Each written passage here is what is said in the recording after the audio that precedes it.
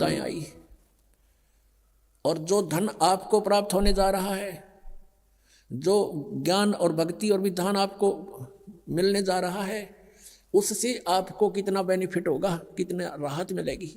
अब परमात्मा कहते हैं धर्मदास तो लाख दुहाई, और ये सार शब्द की दबार न जाई। आज तक जो परमात्मा ने इस तत्व ज्ञान को और इस तत्व नाम को, सार नाम को, असली मंत्र को छुपा के रखा हुआ था, क्योंकि सतयुग त्रेता द्वापर में ये प्राणी दुखी नहीं होता, और पिछले पुण्य कर्म इसके घने साथ होते हैं, जिस कारण से कोई भी कुछ भी साधना भक्ति कर रहा होता है उसमें भी वो सुखी रहता है। वो ये सोचता है मुझे इस साधना से ये सुख प्राप्त है। इस कारण से सतयुग त्रेता द्वापर में परमात्मा ने काल को छूट दे दी थी। इसने प्रार्थना की करके मांगा था और कह दिया था ठीक है भाई, 3 युगों में हम नहीं ले जाएंगे प्राणी, और चौथे युग कलयुग में हम ले जाएंगे। तो कलयुग से पहले का कोई इतिहास दिखा दो, कोई मुसलमान न्यारा बना हो, या ईसाई अलग बना हो, या कोई जैनी अलग बना हो। हम वेदों अनुसार साधना करते रहे, एक ही हमारा इतिहास था, वर्ण केवल कर्म आधार से थे। अब कलयुग में देख ले हमारे अंदर कितनी इसने फूट डाल दी, कोई हिंदू बनाया, कोई मुसलमान बनाया, कोई ईसाई बनाया, कोई सिख बनाया, कोई कुछ बना दिए, हमें अलग अलग पाट दिया। इसको डर था कि कलयुग में परमात्मा से वायदा हुआ है वो आएंगे या अपना कोई दास भेजेंगे अपनी शक्ति देकर, तो उस समय तक ऐसा कर दो इन प्राणियों को ये कति कंडम हो जाए, एक दूसरे के शत्रु हो जाए, कोई एक दूसरे की साधना को गलत बता दे तो मरण न तैयार हो जाए। ऐसे समय में परमात्मा ने ये स्टार्ट किया है। लेकिन ये बुद्धिहीनता हमारी, मान ले मैं आपके मार्ग को गलत बता रहा हूँ और आपको कॉन्फिडेंस है सही है, तो मेरी बातें ना सुनो, इसमें झगड़े की क्या बात है। तो ये काल ही करवाता है। लेकिन अब परमात्मा की मेहर होगी अपने बच्चों पर, समाज शिक्षित है, सब इतिहास हमारे पास है, हमारे सदग्रंथ प्रत्येक धर्म के प्रत्येक धर्माणों के पास है। अरदास उसमें बताओगे ऐसा लिखा, आप खोल कर देख लेना, बात समझ में आ जाएगी। तो अभी तक हम सतगुरु ना मिलने से कितना कष्ट उठाया। सतगुरु के उपदेश का लाया एक विचारे, जय सतगुरु मिलते नहीं फिर जाते नरक दुआरे। नरक द्वार में दूते सब करते खेचा ताने, उनसे कभू ना छूटता फिर फिरता चारों खानी। चार खानी में भरमता कबू न लगता पारे, सो फेरा सब मिट गया मेरे सतगुरु के उपकार। 7 समंदर की मसी करूं और लेखनी करूं बन राय, धरती का कागज करूं गुरु गुण लिखे न जाए।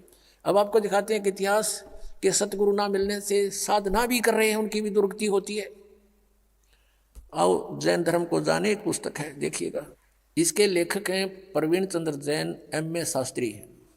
ये देखिएगा, ये इनके मंत्र हैं ओम अरम नमः। अरम हम देते वो नाम है, ये हरियम राम, इधर राम हो गया।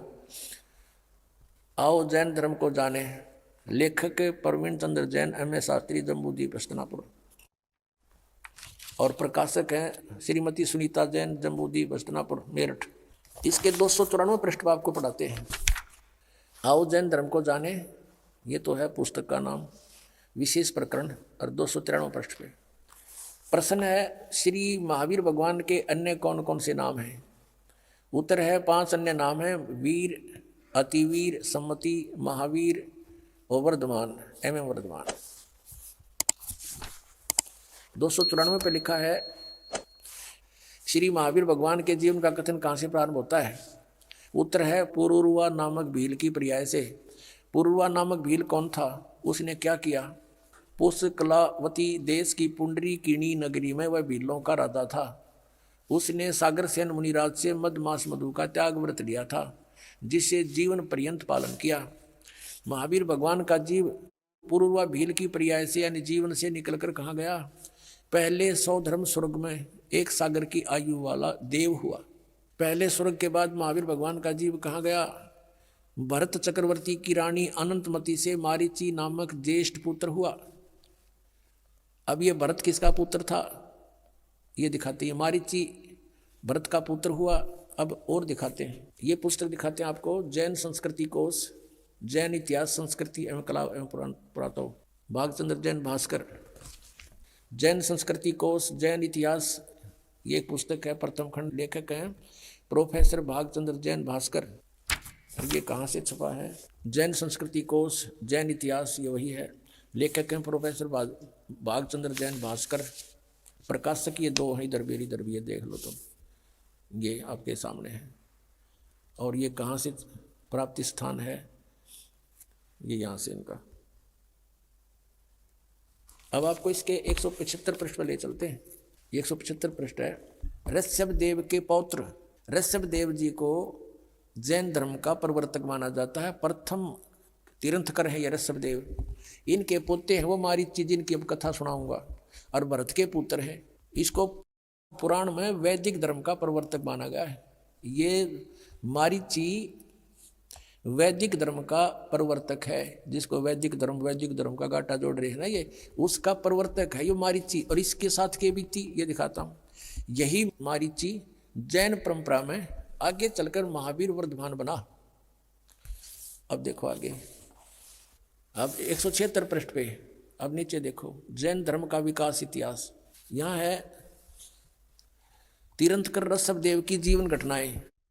तीर्थंकर ऋषभ देव अंतिम कुलकर नाभिराज के पुत्र थे।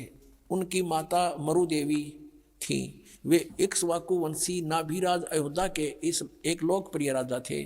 तरुण होने पर नाभिराज ने ऋषभ देव का विवाह सुनंदा और सुमंगला से कर दिया। सुनंदा ने तेजस्वी पुत्र बाहुबली और पुत्री सुंदरी को जन्म दिया, और सुमंगला ने भरत सहित एक भरत और 99 पुत्र और एक पुत्री ब्राह्मी पुत्री को जन्म दिया। समय आने पर ऋषभ देव ने भरत को अयोध्या का, बाहुबली को तक्षशिला का और शेष युवराजों को उनके योग्यता अनुसार राज्य सौंपकर संसार त्याग दिया और दीक्षा लेकर साधना में लीन हो गए। साधना काल में पाणिपात्री ऋषभ देव 1 वर्ष तक निराहार रहे, कुछ नहीं खाए 1 वर्ष तक। बाद में बाहुबली के पौत्र श्रेयांश कुमार ने इक्ष्वाकु देकर उनकी निराहार व्रति को तोड़ा। लगातार 1000 वर्ष तक तपस्या करने वाले मुनि ऋषभ देव ने अंत में केवल ज्ञान प्राप्त किया। धर्म देशना प्रारंभ की। धर्म देशना माने दीक्षा देने लग गया गुरु बड़ी का पे। प्रथम धर्म देशना भरत के पुत्र मारीची को दी। जिस मारीची का भी इतिहास दिखाऊंगा, आओ जैन धर्म को जाने। उसमें इस मारीची को ऋषभ देव ने पहला शिष्य बनाया था, जो इसका पोता था, भरत क्या पुत्र था। ऋषभ देव का पौत्र यानी पोता भरत के पुत्र मारीची को पहली धर्म देशना, प्रथम धर्म देशना भरत के पुत्र मारीची को दी, यानी पहला चिल्ला बनाया उसने। और जो बाद में 24 में तीर्थकर महावीर बने। बस यहाँ से इतना ही लेना था।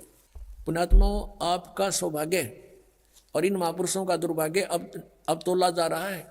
इन्होंने कितनी मेहनत की, कितने हजारों वर्षों तक तपस्याएं की, लेकिन इनकी वे ऑफ वर्शिप ठीक नहीं थी। लंबी लंबी उम्र थी इनकी, बहुत लंबी लंबी आयु थी, और फिर भी दुर्गति को प्राप्त हुए, क्योंकि इनकी साधना ठीक नहीं थी। इनको तत्वदर्शी संत नहीं मिले थे। सतगुरु ना मिलने से यह हालत होती है। कहते एती उम्र बुलंद मरेगा अंतरे, क्योंकि सतगुरु लगे ना कान ना बैठे वो संतरे। वो सतगुरु मिले ना कोई संत मिले, दो तत्वदर्शी संत हों। जैसे आप भक्तजन हैं, आपको तत्व ज्ञान हो गया, आप संत हैं। साधु वही जो सीधा चाले, बुराई छोड़ दे, भक्ति करता है, सच साधना करता है। आपसे भी कोई संपर्क में आता है तो आप भी उसको ठीक रास्ता बताते हो और कहते हो सतगुरु से नाम लो।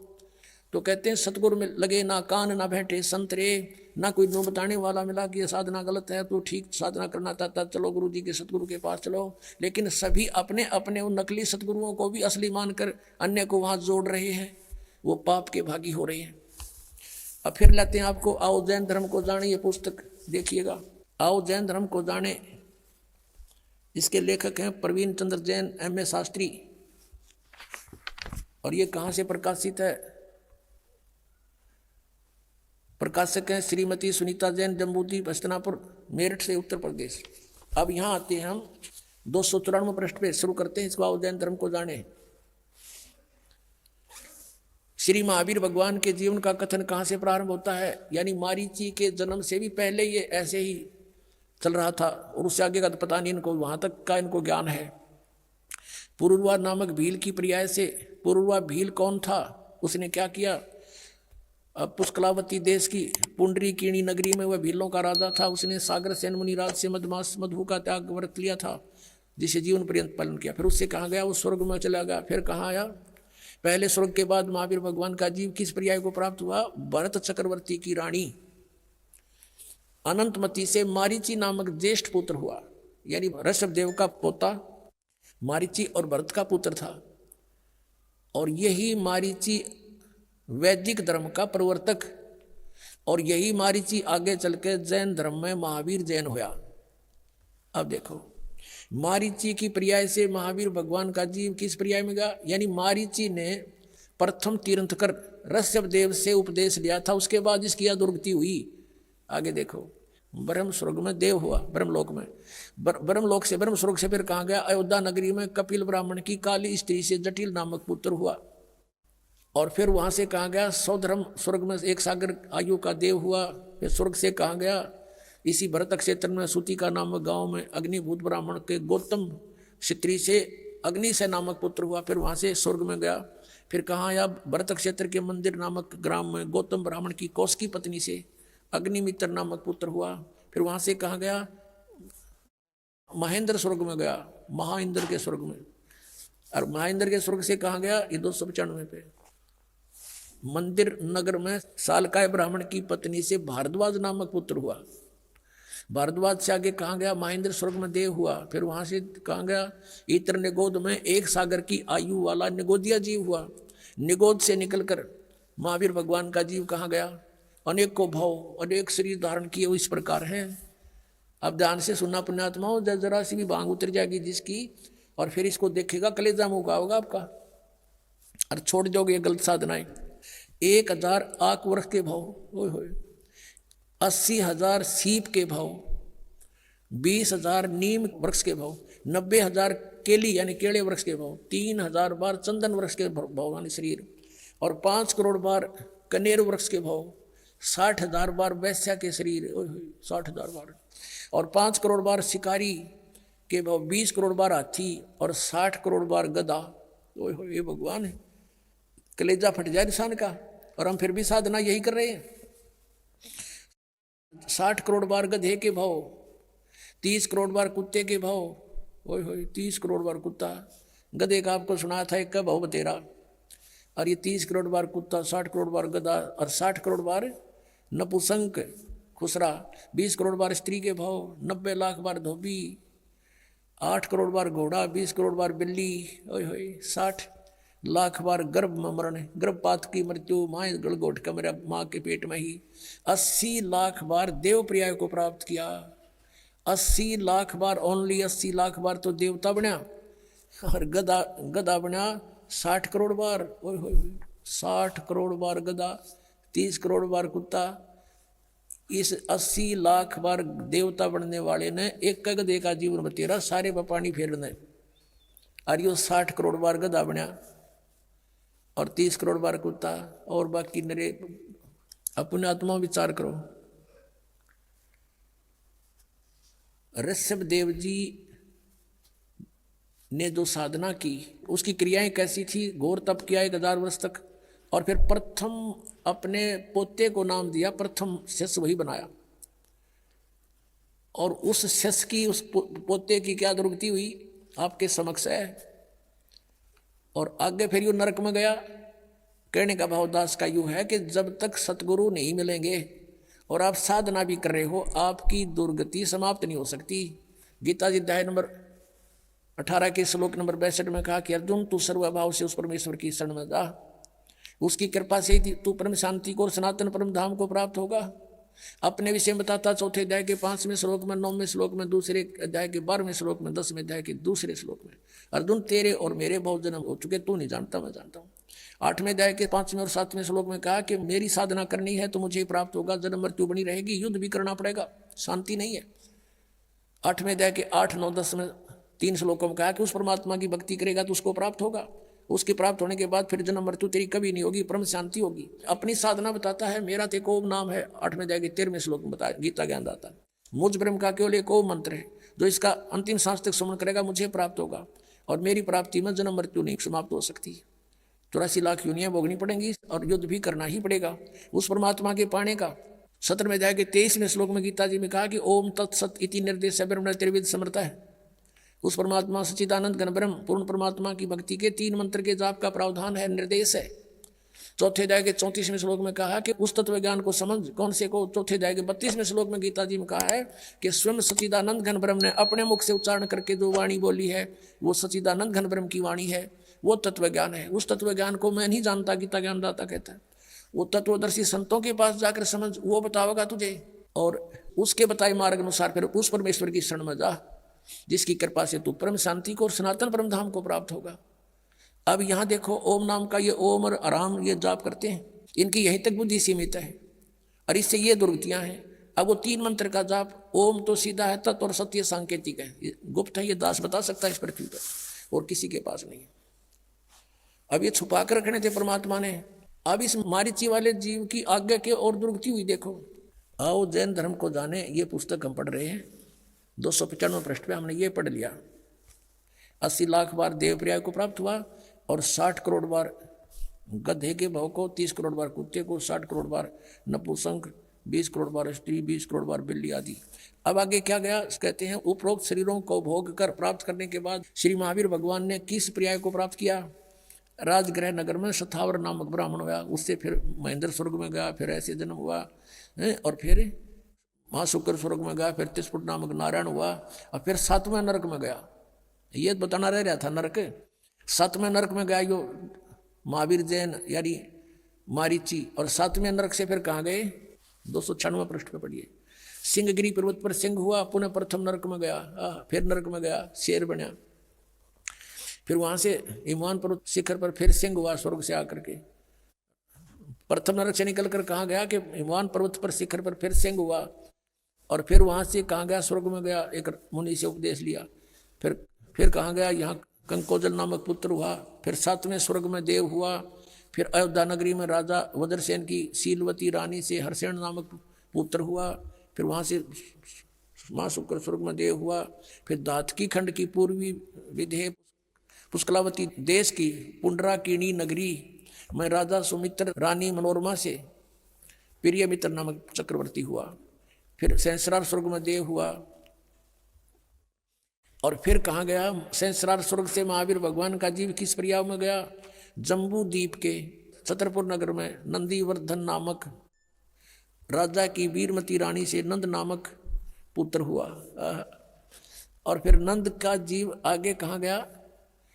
पुष्पोत्तर विमान में देव हुआ, और उसके बाद 24 में तीर्थ कर श्री महावीर भगवान हुआ। ये भी महावीर भगवान बना। पुष्पोत्तर विमान में देव हुआ, उसके बाद 24वां तीर्थ कर महावीर भगवान हुआ। श्री महावीर भगवान के जीव ने कितने पाखंड मत चलाए? 363 पाखंड मत चलाए। महावीर भगवान के जीव ने यानी महावीर के रूप में प्रकट होकर उसने 363 पाखंड मत चलाए हैं। अपने आत्माओं, इस दास का परोपकारी प्रयत्न है, इसको भी लोग निंदा करें, ये तो दूसरों के धर्मों की या गुरुओं की। अब देखो, दास ये बताना चाहता है कि जो साधना प्रथम तीर्थकर जैन धर्म का करते थे, ऋषभ देव जी करता था, और उससे मारीची को उपदेश मिला, और मारीची के उस उपदेश के बाद उसकी कितने दुख हुए उसके शरीर में। 60 करोड़ बार गधा, 30 करोड़ बार कुत्ता, और तो गिनती नहीं, पशु और पेड़ों पौधों के जीव भोगे। अब दास ये कहना चाहता है कि फिर महावीर भगवान हुआ 24वां तीर्थ कर। अब उसने वो सब साधनाएं छोड़ दी जिससे कुछ लाभ तो हो गया, स्वर्ग में तो चला गया, कुछ समय के लिए राजा भी बन गया। उसने फिर 363 पाखंड मत चला दिए, उनसे तो कुछ भी राहत नहीं मिलनी, सीधा नरक मिलेगा। ये दास ये कहना चाहता है ये साधनाएं गलत हैं, और वर्तमान के जितने भी जैनी हैं वो महावीर जैन के द्वारा पाखंड मत चलाएंगे, उनके अनुसार साधना कर रहे हैं। तो दास ये कहना चाहता है वो क्रियाएं छोड़ो और सत साधनाएं करो। इतना सा दास का प्रयत्न और परमार्थी वचन है। अब इसको परमात्मा कहते हैं, समझा है तो सिर धर पाऊं और भौर नहीं रहे सदा। अब जैसे अब प्रसंग चल रहा था कि फिर पीछे तू पशुआ कीजिए गद्दा बैल बनाई, ये 56 भोग का मन भोरे कुर्डी चढ़ने जाई। ओए होए कि आज तू नहीं मान रहे हो, फिर मनुष्य जीवन छूटने के बाद या दुर्गति डेफिनेट है आपकी इन साधनाओं से। ना साधना करते उनकी भी, उनको स्वर्ग नहीं मिलेगा, गधे कुत्ते नो का नो बनेगा। इनको थोड़ा दिन स्वर्ग मिल गया, फिर गधा बन गया। बताओ स्वर्ग ने के चाटे हुआ, फिर वीरान मैटी, फिर दुर्गति। अब परमात्मा कहते हैं जय सतगुरु की संगत करते तेरे सकल कर्म कट जाई, अमरपुरी पर आसन होते जहां धूप ना छाई। जय सतगुरु की संगत करते यानी परम संत की, सतगुरु की अगर आपको शरण मिल जाती है सब झंझट मिट जाता। ना गधा बनना, ना हमने स्वर्ग में जाना, हमने सतलोक में चले जाते। कहते अमरपुरी पर आसन होते, आज आप अमरपुर में सतलोक में बैठे होते।